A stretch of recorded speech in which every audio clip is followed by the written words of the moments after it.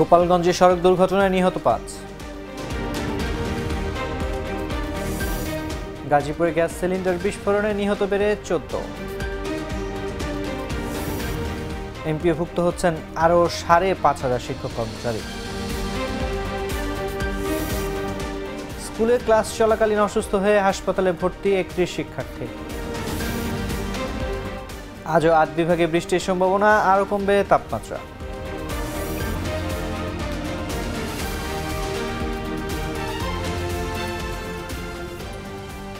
শুনছিলেন এতক্ষণ সংবাদ শিরোনাম। দুপুর একটা সংবাদে আপনাদের সবাইকে আমন্ত্রণ জানাচ্ছি আমি তানজির রহমান।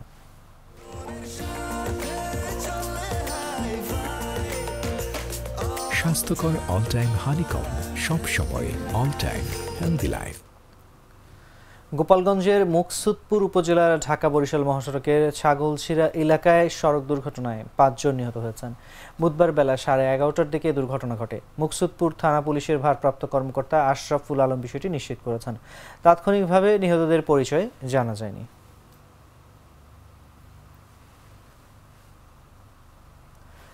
গাজীপুরের কালিয়াকৈরে গ্যাস সিলিন্ডার বিস্ফোরণে দগ্ধদের মধ্যে কমেলা খাতুন নামের আরও এক নারী মারা গেছেন। বুধবার শেখ হাসিনা জাতীয় বার্ন অ্যান্ড প্লাস্টিক সার্জারি ইনস্টিটিউটের আইসিইউতে চিকিৎসাধীন অবস্থায় তিনি মারা যান। এ নিয়ে ওই ঘটনায় নিহতদের সংখ্যা বেড়ে দাঁড়ালো ১৪ জনে। শেখ হাসিনা জাতীয় বার্ন ও প্লাস্টিক সার্জারি ইনস্টিটিউটের আবাসিক চিকিৎসক মোহাম্মদ তরিকুল ইসলাম জানান, মঙ্গলবার দিনগত রাত 4:30টার দিকে শেখ হাসিনা জাতীয় বার্নের আইসিইউ এর ৪ নম্বর বেডে তার মৃত্যু হয়। তার শরীরের ৮০% দগ্ধ ছিল। এই মৃত্যুর ঘটনায় এখন পর্যন্ত ১৪ জনের মৃত্যু হয়।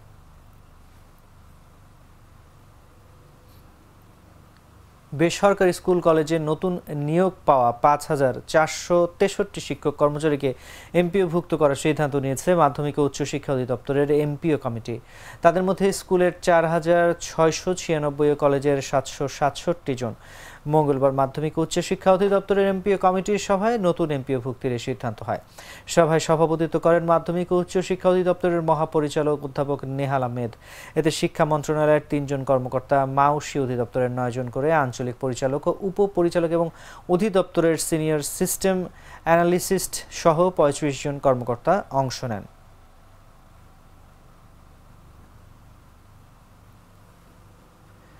বিদ্যালয়ের শ্রেণীকক্ষে চলছিল গণিত ক্লাস। হঠাৎ একে একে অসুস্থ হয়ে পড়ে কয়েকজন শিক্ষার্থী, আর তাদের ধরতে গিয়ে অসুস্থ হয়ে পড়ে অন্য শিক্ষার্থীরাও। পরে তাদের সবাইকে হাসপাতালে ভর্তি করা হয়। ঘটনাটি ভোলা সদর উপজেলার পশ্চিম চরপাতা মাধ্যমিক বিদ্যালয়ে। সরেজমিনে গিয়ে জানা গেছে, মঙ্গলবার দুপুরে ৮ম শ্রেণীর গণিত ক্লাস চলাকালীন হঠাৎ এক শিক্ষার্থী অসুস্থ হয়ে পড়ে। তাকে সাহায্য করতে অন্যান্য শিক্ষার্থীরা এগিয়ে এলে তারা অসুস্থ হতে শুরু করে। একে একে ওই বিদ্যালয়ে বিভিন্ন শ্রেণীর ৩১ শিক্ষার্থী অসুস্থ হয়ে ভোলা সদর হাসপাতালে ভর্তি হয়।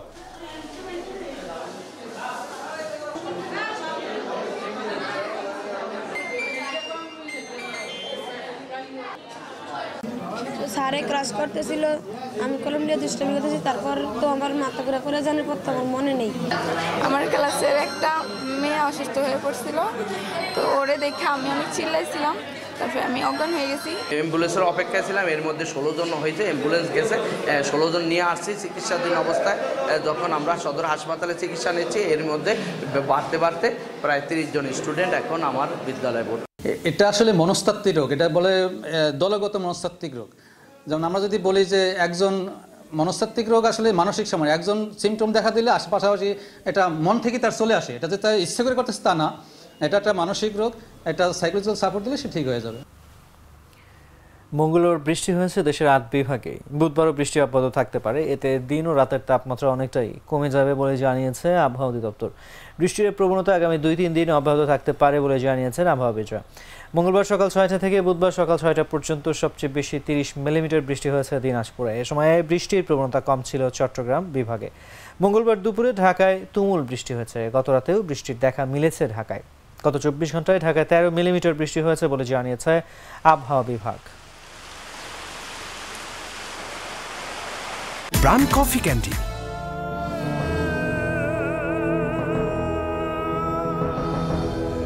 জোস আরেকবার করতো। প্রাণ কফি ক্যান্ডি, কররা কফি, কঠিন স্বাদে। হাইকে বলো বাই। প্রাণ কফি ক্যান্ডি, হাইকে বলো বাই। ঈদকে সামনে রেখে ব্যস্ততা বেড়েছে রাজশাহীর সিল্ক পাড়ায়। এবার সিল্কের শাড়ি ও পাঞ্জাবির দিকে ঝুঁকছে ক্রেতারা, পাশাপাশি 3 পিস ও অন্য সামগ্রী কিনছেন তারা। ঈদকে সামনে রেখে ব্যস্ততা বেড়েছে রাজশাহীর সিল্ক পাড়ায়। দম ফেলার সময় নেই কারিগরদের। এবার অন্তত 50 কোটি টাকার ব্যবসার প্রত্যাশা কারখানা মালিক সমিতির। সিল্ক পাড়া ঘুরে দেখা যায় একদিকে গুটি থেকে সুতা কাটা হচ্ছে, অন্যদিকে সেই সুতা থেকে মেশিনের মাধ্যমে কাপড় তৈরিতে ব্যস্ত কারিগররা, আর সেই কাপড়ে বিভিন্ন নকশা ফুটিয়ে তুলছেন শিল্পীরা। পাশের শোরুমগুলোতে ক্রেতা সামলাতে ব্যস্ত কর্মচারীরা, তবে ক্রেতাদের চাপ নেই তেমন। রমজান উপলক্ষে বেশ ভালো অনেক ভালো আমাদের প্রস্তুতি আছে এবং আমরা আশা করছি যে অন্যান্য বছরের তুলনায় এবার আমরা অনেকটা ভালো বেচাবিক্রি করতে পারবো, এরকমটি আশা করছি।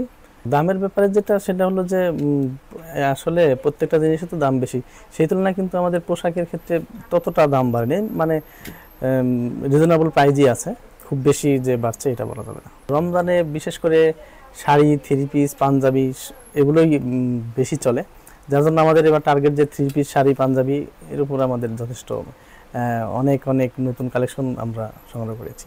শাড়ি যেমন 3050 থেকে মোটামুটি 60-70 হাজার টাকার মধ্যে শাড়ি, পাঞ্জাবি যেমন আছে আমাদের 4500 থেকে মোটামুটি 25,000-এর মধ্যে, শার্ট আছে 2500 থেকে 3000 4000-এর মধ্যে, 3 পিস আছে 6500 থেকে মোটামুটি 38,000 40,000-এর মধ্যে।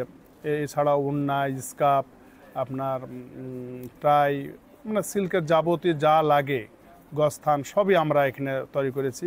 সুপুরা সিল্কের শাড়ি কিনতে আসা সামিনা আক্তার বলেন, ঈদে আমাদের আগ্রহ থাকে সিল্কের কাপড়ে। এবারও ঐতিহ্যবাহী সিল্কের কাপড় কিনতে এসেছি। নতুন ডিজাইন কিছু কাপড় এসেছে, প্রথমে বাচ্চাদের জন্য, পরে নিজের পছন্দের শাড়ি কিনবো। আমি তো কেবল শুরু করলাম, আমি বাচ্চাদের মধ্যে এবং বাচ্চাদের অনেক ভ্যারিয়েশন, ইভেন আমি কনফিউজ যে কোনটা ছেড়ে কোনটা নিব। অনেক ভালো লাগছে আমার কাছে। এখন আপাতত আমি বাচ্চাদের ড্রেসগুলো আগে নিব, তারপরে শাড়ির আইটেম। আসলে রাজশাহী সিল্ক সবসময় সুন্দর, এবং ইভেন শুধু আমাদের রাজশাহীতে না, রাজশাহী সিল্কের জিনিসটা দেশের অন্যান্য জায়গাতেও সবাই খুব পছন্দ করে। আমরা শুধু নিজেদের জন্য না, গিফট আইটেম হিসেবেও আমরা আমাদের রাজশাহী সিল্ককে খুব প্রায়োরিটি দিই। একই দৃশ্য রাজশাহীর সপুরা সিল্ক, উষা সিল্ক, আমানা সিল্ক, রাজশাহী সিল্ক সহ সব প্রতিষ্ঠানে। এবার সিল্কের শাড়ি ও পাঞ্জাবির দিকে ঝুঁকেছে ক্রেতারা, পাশাপাশি 3 পিস ও অন্য সামগ্রী কিনছেন তারা। থাকছে এবারে আন্তর্জাতিক সংবাদ।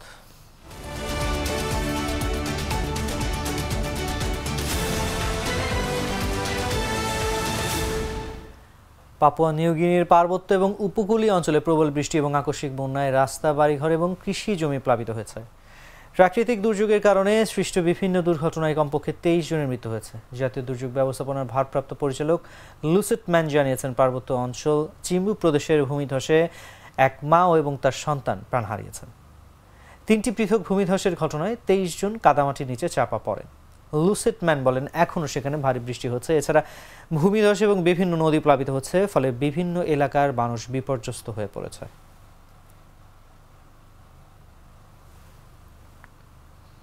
গাজার নুসাইরাত শরণার্থী শিবিরে হামলা চালিয়েছে ইসরায়েলি বাহিনী। এতে এখন পর্যন্ত কমপক্ষে 27 জনের মৃত্যুর খবর পাওয়া গেছে। এছাড়া থাকছে এবারে খেলার সংবাদ।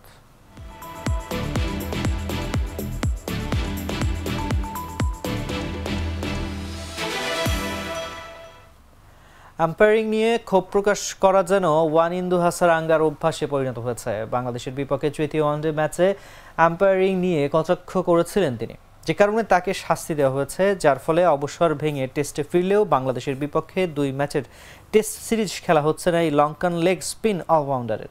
বাংলাদেশ সফরে ঠিক আগে আফগানিস্তানের বিপক্ষে আম্পায়ারিং নিয়ে কঠোর সমালোচনা করেছিলেন তিনি। আম্পায়ারদের অন্য চাকরি খোঁজার পরামর্শ দিয়ে হন সমালোচিত। আইসিসি তাকে 2 ম্যাচের জন্য নিষিদ্ধ করে, যে কারণে বাংলাদেশের বিপক্ষে প্রথম 2 টি-20 ম্যাচ খেলতে পারেননি হাসারাঙ্গা।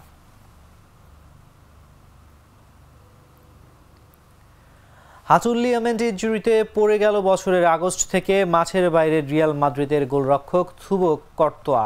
দীর্ঘদিন পর গতকাল মঙ্গলবার ফিরেছিলেন। অনুশীলনে ফিরেই আবারও বড় চোট পেয়েছেন বেলজিয়ামের এই তারকা গোলরক্ষক।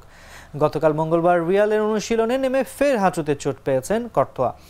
চোটের যন্ত্রণায় তাকে কাঁদতে কাঁদতে মাঠ ছাড়তে দেখা গেছে। পরে তার ডান হাঁটুতে এমআরআই স্ক্যান করে জানা গেছে কর্তোয়ার হাঁটু মারাত্মকভাবে ক্ষতিগ্রস্ত হয়েছে। বিবৃতিতে রিয়াল জানিয়েছে মঙ্গলবারের পরীক্ষার ফলাফল অনুসারে কর্তোয়ার হাঁটুর মেনিসকাস ক্ষতিগ্রস্ত হয়েছে, যে কারণে 6 থেকে 7 সপ্তাহ মাঠের বাইরে থাকতে হবে তাকে।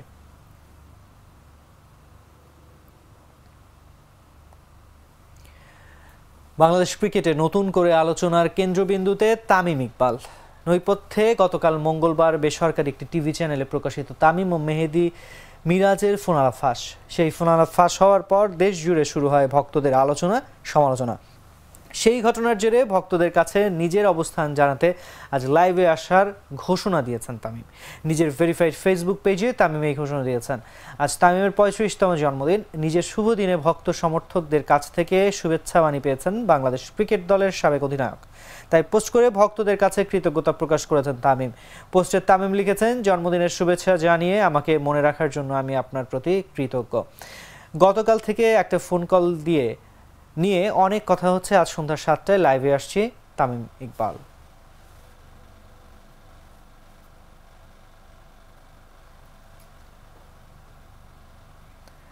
দর্শক, এই ছিল এখনকার মতো। আমাদের পরবর্তী সংবাদ দুপুর 2টায় দেখার আমন্ত্রণ জানিয়ে বিদায় নিচ্ছি। এতক্ষণ সঙ্গে থাকার জন্য ধন্যবাদ সবাইকে।